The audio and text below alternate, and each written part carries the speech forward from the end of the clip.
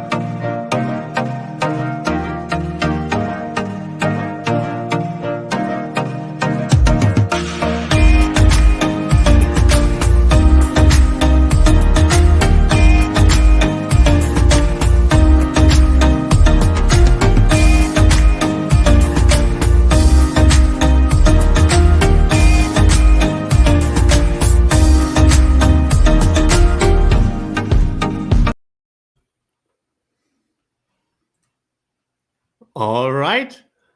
We are live. We are live. Hi, Okay. everyone. Thanks Hello. for joining. Hello. Yeah, so our first Ask Me Anything session, Markus. What do you think? I'm excited. I'm a bit of stage fright, but I think that will be okay in the next few minutes. Yeah, I think it's gonna be just fine. It's gonna be all right. It's gonna be all right. So we're already looking for the first comments here to see, and your questions, of course. So we are waiting for your questions, and so while we are waiting, I would say, why not start with a little introduction, Markus? Who are you, by the way? I'm Markus. All right. Okay, then. Okay, next question. Let me just. Yeah, check. Question 2, question 3. Yeah. No. Yeah, I'm Markus. Let's say I'm in the company for the last 6 months as a systems engineer, and I'm part of the customer success team. And yeah, that's who I am. So who are you? Well, who I am. Yeah, well, I'm Heiko. I'm with ScriptRunner for 3 years now, and talking to customers on the international, European, North American regions, all over the globe, and talk about PowerShell, talk about automation, and before that, I'm old. I'm 30 years in the IT industry, so I did a lot of different things and saw a lot of different things, and and so here we are. But what did you do before you joined ScriptRunner? So I'm old as well. No, come on. No, so no, I'm a train chef. So that was my first job, and then I'm slided into the IT branch, and so I'm in the IT or in the software in the software branch for the last 10 to 12 years.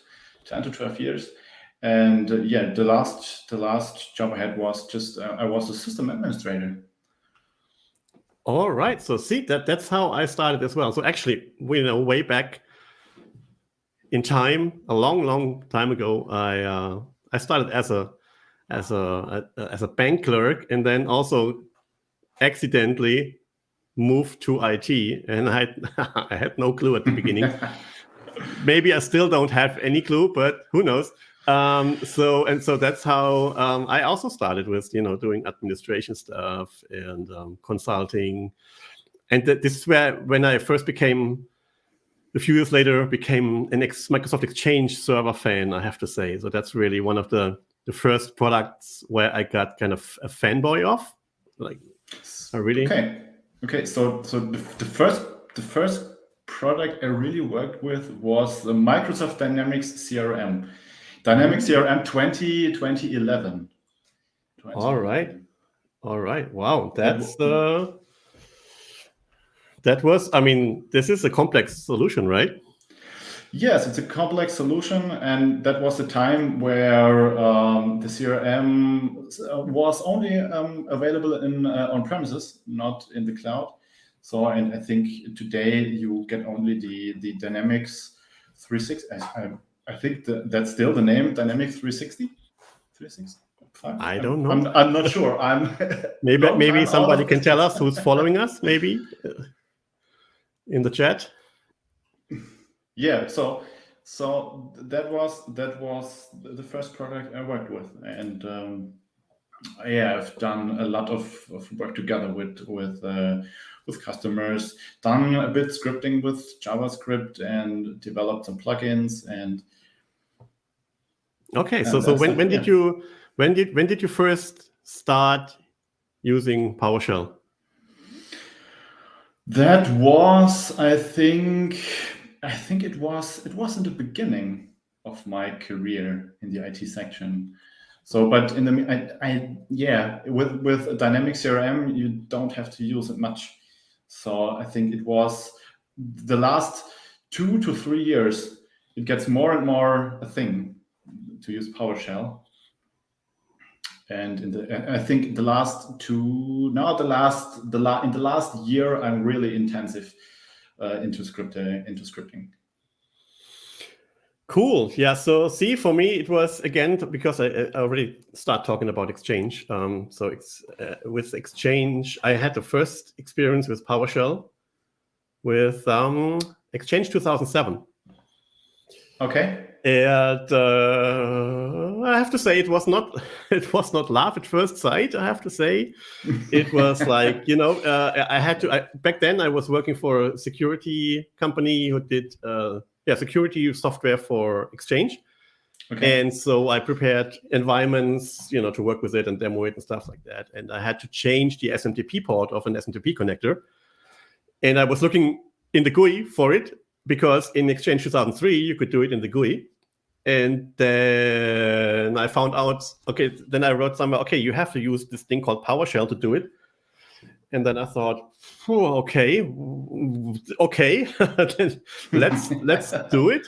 Then I was also wondering, it's 2007, why Microsoft comes up with a new command line tool? And then, it worked. And then, a little later, I had to do it on multiple machines. And then, of course, that's where, sometimes a little bit slow. I'm a little bit slow. So, but then it clicked where I said, okay, it's cool because now I can do that just with a simple little script on all my machines at once. And of course, that's where I kind of really realized, like, okay, wow, that's really a cool thing. That's I like it.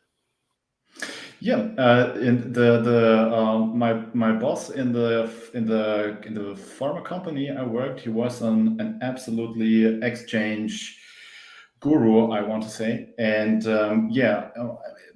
I was not so into Exchange, and I do a lot in the Exchange admin center, and I looked him over the shoulder, and he always does his stuff in the PowerShell, and that was kind of impressing what he's doing with the PowerShell regarding to Exchange, Exchange, and was impressed.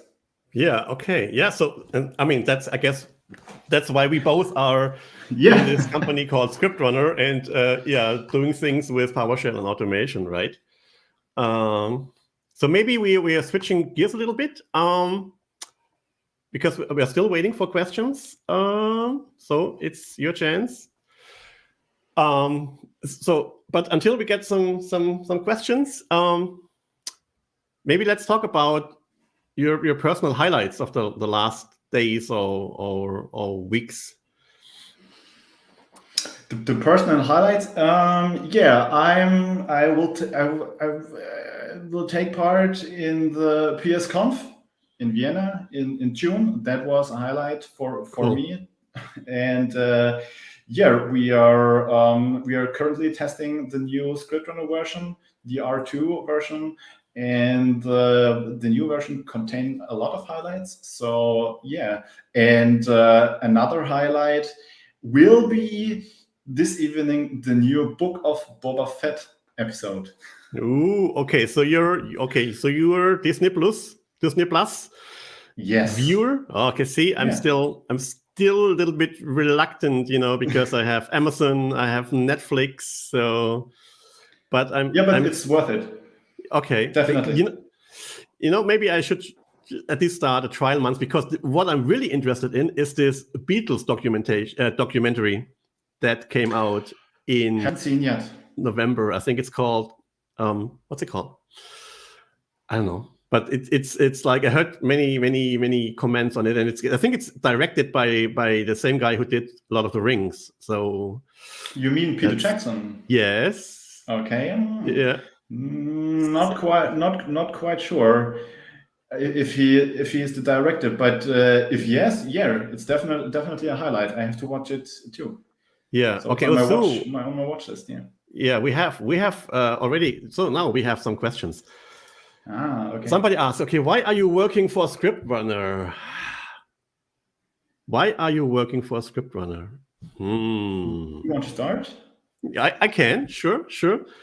Yeah, so because I used to work for a security company for 18 years, 19 years, and security is very exciting and very interesting. A lot of things are moving, but I thought, now I'm getting older, maybe it's time to make a shift and maybe to start with something new. And so this automation thing came along, and so that's how I ended up being with ScriptRunner. And yeah, it's really cool. I like the talking to people who are into PowerShell, and I always have great experience talking to these people. They are very, very nice, and so yeah, so that's basically why I am with ScriptRunner. And of course, I knew I would meet Markus, of course. I mean, that this was, the universe got, this was something got us together. Yeah, I think so too. Okay. Yes, so I'm always curious to learn new things, and as I said before, I'm now into PowerShell not extremely. So I'm into PowerShell more intensive for the last year. Let's say or 2 years, and I really got into this. And I saw that there is a position for systems engineer, and that was the thing. And I thought it could be really interesting, and it is. And I like the to automate things. So I always do stuff with Python or Go and PowerShell, and Cool.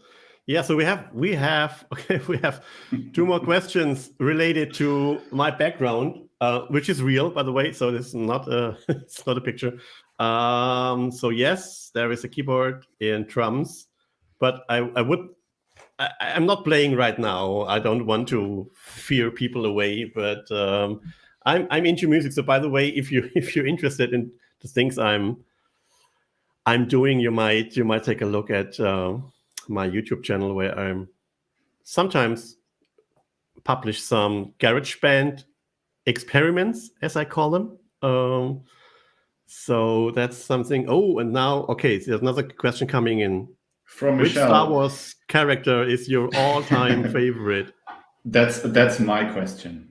I think so too. It's easy to answer. It's Darth Vader. And will be always our praise Lord Vader. So, as I am a man of the Empire, it's it's Lord Vader, as you can see in the background. No, it's here. Yeah, I can see it. Yeah, okay. Actually, well, difficult for me to pick. I mean,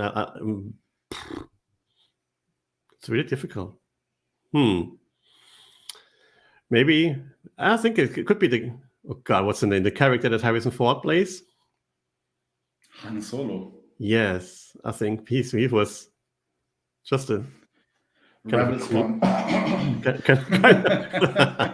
yeah, but kind of a cool guy. I think he brought some different flavor to the whole story. I think like kind of this, kind of a cowboy attitude. That's really, I like that. Yeah, Harrison Ford always play cool guys. That's very true. Actually, I wanted to post something on Twitter just this afternoon, because when I came back from lunch, Windows 10 welcomed me with a picture where also a scene of this what's it called? This where he always has the whip. And he says Indiana Jones. Yes, Indiana Jones, where they have this, where also Sean Connery plays with it, and exactly this picture from where the final scenes happen, that was coming up on Windows 10 as a welcome picture this afternoon. I said, wow, okay, cool, all right. So I think no more questions. So yeah. Maybe we come back to when we start talking about the highlights, and so maybe I'm just showing a little bit of the highlights that I had the pleasure to experience. One thing is we had been part of the Teams Community Day last week, which happened online in Teams, obviously, but also in alt space, which was pretty cool. So being in this virtual space was really interesting. Meeting people, there was even people who really were able to move their and use their hands because they really had the right equipment for it. So that was really fun, and you could see that this person was moving much more natural than all the others, where all the hands are like down, and you see them, their moves are not really that natural. But I met Tim, and it was really cool. So and he told me he uses that for indoor cycling, and then he said, he's cycling through Paris and stuff like that, and it's real. It feels real. So that was, I think, really interesting. And then of course I talked about PowerShell. So we had a session there, and I tried to kind of match the theme, managing teams, with the music theme. So I tried to come up with some good music titles that kind of fit to the topic, like The Uninvited Guest by Marillion, or like for finding guests in Teams, or Seek and Destroy for deleting teams or deleting channels and stuff like that, and then pushing messages to the Teams channel with message in a bottle. And another Police, it just fitted. It's so lonely just to find out teams that have maybe 0 or maybe just 1 or 2 owners. And so that was really fun. Actually, because of that, a customer contacted me on Saturday and asking if I could do the same thing for Exchange, because he wanted to present something to his management. So that was really fun. And then of course, there's this Teams song that I made, which also you can check on YouTube. Yeah, and then talking about PowerShell, and so on the weekend I started to watch a Pluralsight course by Jeff Hicks.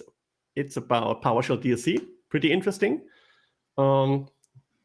Another interesting thing that happens, I think, just last week or beginning of this week, is that Ravikant did a poll on Twitter about the usage of Windows PowerShell versus PowerShell 7, and he did the same thing in 2018. And this is the recent result. And interesting that now really more and more people starting to move to PowerShell 7 or PowerShell Core as it's called here. And so I think that's an interesting development. How is it about you? How do you use PowerShell 7 a lot, Markus? Yes, it depends. So on macOS, it's the only thing I can use, but I like it on macOS. So I think I use PowerShell 7 or PowerShell Core more than the Windows PowerShell. But in several cases, it's just necessary to use the Windows PowerShell. So I think it's 50-50. Okay. Yeah. See, because I'm old school. I'm mainly in Windows PowerShell. Also because many of the people I'm in touch with, like customers, prospects, and they, I would say at least 80%. Yeah. They are still using Windows PowerShell. Just had a chat last night with an organization in the States where also asked a question, and they said, yeah, they're looking into it, but they are still more into Windows PowerShell. But I think it's interesting to see the development. So, and I think if Ravikant will do the same thing in 2 years, obviously the numbers will increase, have changed dramatically. Yeah, right. So another I think interesting news this week was the announcement that now PS3 Line 2.2 is reached release candidate status. So Jason Helmick posted about it, and I think it's pretty cool from what I read. You tried to make it work, yes. but it didn't work, right? Yeah, I was really really curious about the predictive intelligence, and I installed the PS3 Line this morning, the release candidate, and I tried it with a Windows PowerShell and with PowerShell 7, and at least with PowerShell 7 I got it to work, but so no, got it to work is wrong. I was able to install it and I was able to import it, but I had no chance to test the new features. So maybe I have to look into 1 or 2 minutes more in the future, maybe this evening or tomorrow. And if you guys out there could help me, just write me on Twitter. Yeah. Follow him right here. Yeah. And maybe there are people out there that are. I'm sure there are people out there that are willing to help. Yeah. Because I think it's. I saw one of the sessions from Jason Helmick where he showed it, and it's awesome. It just makes the work on the command line much easier by remembering not just the parameters that are available, but really the parameter values that are used. So that's, I think, really cool. Yeah, so I really want to use the intelligence feature because on macOS I try to learn. I try to get into Vim or NeoVim, and with this I have a lot of plugins with some kind of intelligence, and I miss it in the PowerShell. So yeah. Yeah. So okay, you're working on it, right? So yeah. I'm sure it's going to happen. I think another interesting thing happened this year, this week, and I wasn't really aware of, since I only when I read it, that it's the 12th anniversary of Azure, and I think this guy here, Ken, he also included the original blog post from back then, where it was still called Windows Azure, which again seems like ages ago, really, but it's just 2010. Yeah, it was just 2010, and so I mean that is really a incredible journey since then. What happened with with Azure and the things and the services that they added over the years. It's really amazing. And I mean, we are obviously also working with Azure, and it's also, I mean, the AC module for PowerShell, I think, is getting better and better. So that's really a great development here. Yeah, so I think that's the things that I thought is interesting also maybe to share, since we are still waiting for more questions. So, okay, Johannes says, okay, next session in Metaverse, please. Okay, so maybe we all meet in alt space. Who knows? Yeah, it's I mean, this is all, it's going towards this direction, right? So that's But yeah, but regarding metaverse, I read this morning that you can buy real estate in the metaverse, and the total oh, I missed the word for it. I think there are. I read there are houses and spaces sold for like half $500 million till today. what? So What? crazy. Yeah. But do you know that we have a colleague who already invested in some real estate in a game? I learned that yesterday. That in Second Life or no. It was kind of a crowdfunding initiative, and so you could you spent your money, and then you own, I think, an apartment. I think it's an apartment. Okay. So the idea is, if this game is kind of skyrocketing and everybody wants to play it, that this apartment will become very, very expensive, so that this investment, it will pay off. Okay. Who knows? Do you know what's the name? What's the game? What the game was? Or? What's the name of the game? The name of the game? No, actually, I think it was Pascal. He told us, but I forgot. Of course, I forgot. Okay. But we maybe have to ask him again. Right? Yeah. Okay. So let's see if we have some more questions here. Don't think Not so. yet. No, not yet. But yet. that's okay. Yeah, it's the first session. So yeah, and so maybe there are still things we can talk about. So maybe as we talked about, what has been the highlights. You already mentioned something in the future, which is PSConf, which is yes, I think pretty cool. Hopefully it's going to happen in person in Vienna.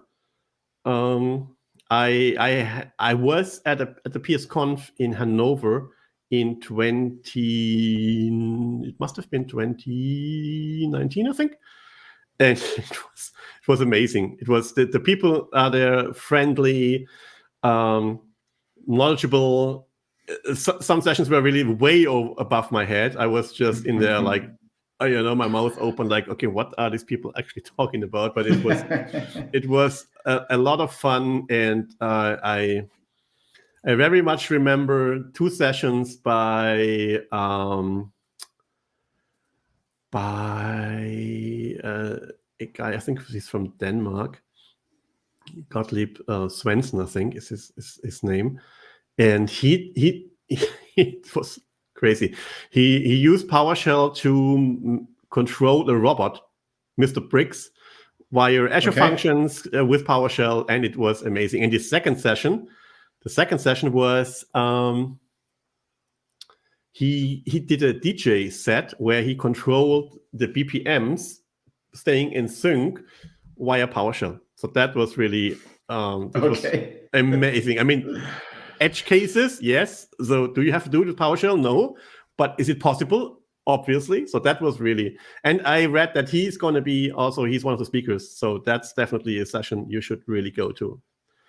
So we have a question for you, Markus. You are a good cook. What is your favorite food?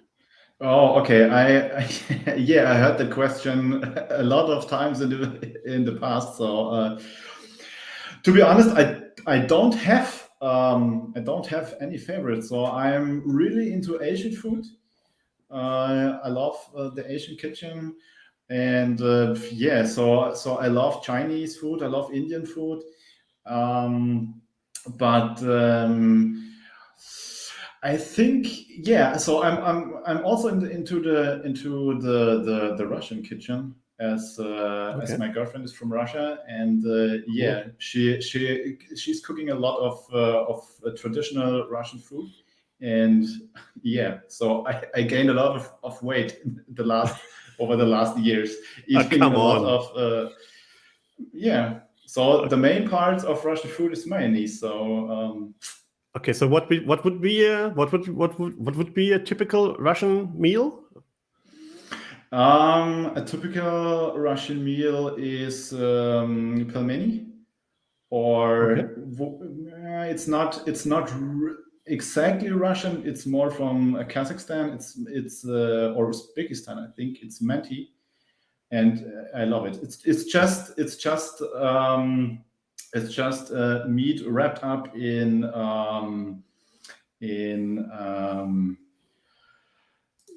some kind of dough. Okay. Sounds tasty. Maybe you should invite us one day. What do you think? Yeah, as Clement said, Russian shashlik, it's great. Maybe that's gonna happen. Who knows? So, what's your favorite kitchen, Heiko? Oh my God. It's well, I like Asian food. I like Italian food. So that's so. But my favorite food from back that when I was a kid is like, I don't even know it's called in English, goulash with noodles. It's like Okay, I see. so. This is very I think it's originally, people say it's from Hungary originally, but I'm not sure. But so that's really what I like. But basically, as you can see, I like eating. So Me too. yeah. But I have I have some little more years of experience with it. So that's why. But it's I enjoy having good food. That's really. Yeah, I know what you mean. I think it's important. It's not always healthy. No, it's not. But if it's not happened every day, so yeah. But where's the fun if you always eat healthy? Exactly. Absolutely. Okay. Another question. What's your favorite rock band? Ooh. Okay, so here is my cup. So you can guess, well, AC/DC is definitely one of the top of the lists. And I'm pretty much into heavy stuff. Iron Maiden, Metallica, not too heavy. So things like, Slayer or stuff like that. That's a little bit, there has to be some kind of melody involved. So how about you, Marcus? So you won't say Slayer have any melodies. Well, have not any melodies. Well, compared to Maiden or other bands, I would say. Okay. So I see. So I'm into metal as well, but it can be to all the metalheads out there. Yeah, it can be. It don't have to be melodic. It can be just straightforward death metal with a lot of with a lot of growling, and if I had to choose a more mainstream or the mainstream metal band, it's Metallica. And I'm guilty for not seeing them live till now. What? Okay. Yeah, shame on me, I know. But Metallica, and I am the most bands I listen to are not so famous. Well, I would say. Not so well known. Okay, so Not you're so well you're known. more Yeah. into the underground music.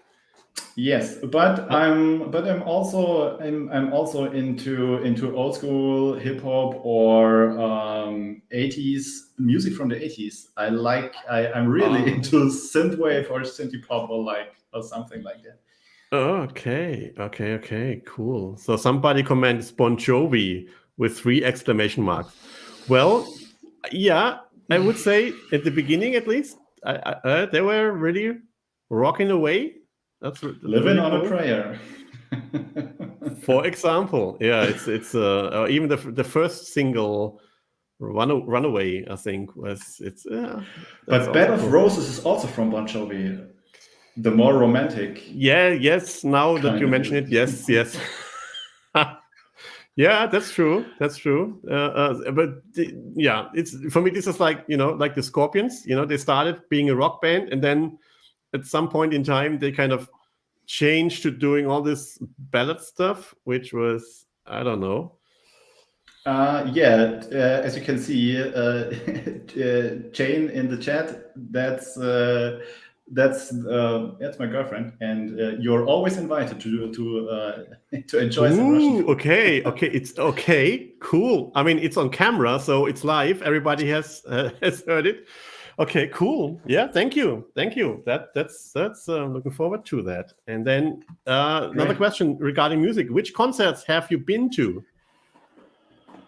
The last concert was Five Finger Death Punch, Megadeth, and I think it was Bad Wolves, but I'm not sure. They have a great cover from the Cranberries song Zombie. Yeah, that was really fantastic, but I think they are not so well known. But yeah, Five Finger Death Punch and Megadeth was amazing. It was before COVID. Yeah, obviously. When you were able to join to enjoy concerts. But since we have the pandemic status, I wasn't in a concert. Yeah, How about you? Yeah. Well, the last big one, I think it was Metallica, open air in Mannheim. I'm jealous. Just it was the last concert of the European leg of their tour, and also I think the last one before James Hetfield had to go to rehab. I think that after that they canceled, I think, the Australian leg of the tour because he had to go to rehab because some issues with some rock and roll issues, so to speak. Yeah. And so that was I think this was the last one, and I also I think it was the same year or maybe the year before where I went to Rammstein, which was pretty cool. I envy you. That was amazing. That's I mean the show was awesome. Speaking of Rammstein, I had tickets for the last Rammstein show in Moscow in 2018, but then I was not able to go there due to work. So yes, what a pity. It was a pity. Yeah, really. But so I had to sell them. Maybe next time. So maybe next time. Yeah. So somebody suggested to do an 80s party in the office. I'm absolutely I'm absolutely positive. Yeah, absolutely. Yeah. We did one. We did when the COVID thing started. We did an online 80s party. Okay. A virtual one, which was pretty funny. But having a real one, that would be really cool. Yeah. I'd like. I would join the party with a Miami Vice outfit with a mint green linen. I thought, or maybe white or something. Or white, yeah. Yeah, and then the whole evening it's going to be in the air tonight, and this iconic scene where they drive in the car where he stops by the telephone booth, calling his ex-wife, and iconic, really iconic for people who are older. So old like me. This is really like rememberable. Yeah. All right. So I think right now no more questions. So maybe just to have like the last section of this first Ask Me Anything session. Hope they're going to be more in the future. I think so. I would say let's take a look into what's going to happen next, so to speak. Yes. So maybe I'm starting with what I'm looking forward to. One thing is actually I'm gonna get interviewed by John Lunn, aka Johnny Chips, tomorrow. He has a very interesting blog and YouTube channel about everything IT, Azure, cloud, and stuff like that. And he was asking me if I would like to be interviewed. So that's going to happen, I guess. I hope tomorrow afternoon. It's going to be recorded. I don't know when it's going to be published, but it's definitely, by the way, it's worth following him. He's a great guy. And as you can see in the picture on the left side here, he's also a drummer, which kind of also brought us together, actually. So that's really cool. Another thing is, and it's actually, Markus, we're gonna do it together, right? Next week we're gonna have a session for a PowerShell user group in Germany where we're gonna talk about develop, manage, and delegate PowerShell like a pro. So that's gonna happen. To it. Yeah, that's gonna be fun. And you can, as you can see, you can still join. You can see, look it up in Meetup. And then 1 week later, coming back to Johnny Chips, we are also going to be taking part in the Welsh Azure user group and talking about PowerShell and Azure, which is I think a natural fit. So we're looking forward to that as well. And then we are at the end of February, we're going to have another webinar about teams in PowerShell and ScriptRunner and Rockstar. So again, it should be fun mixing these things with music. So that's what I'm actually looking forward to. How about you, Markus?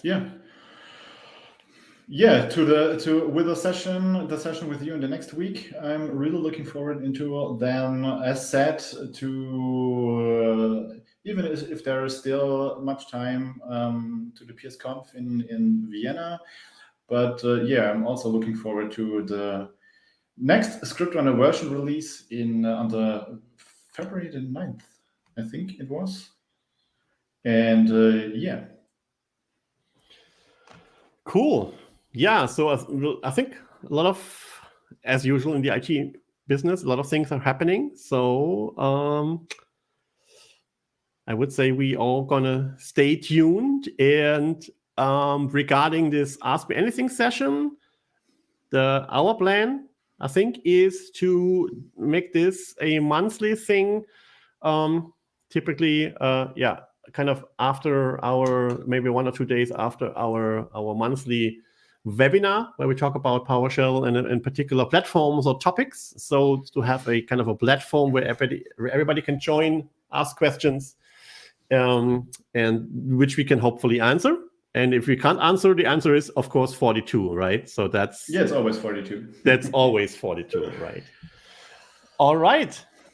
So I would say we can wrap up our first Ask Me Anything session. Yes, but before we end, I want to correct myself. I said I use on my Mac a lot of Vim and NeoVim.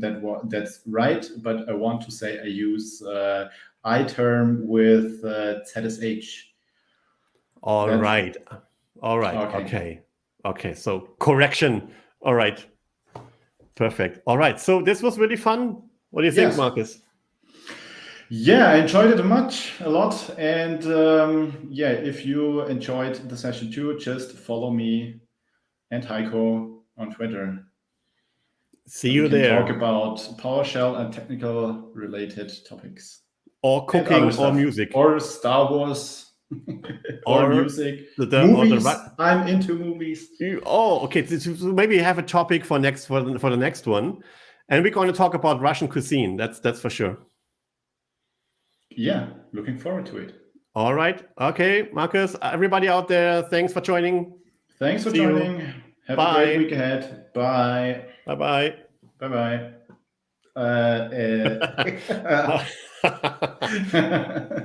All right. Bye. Bye.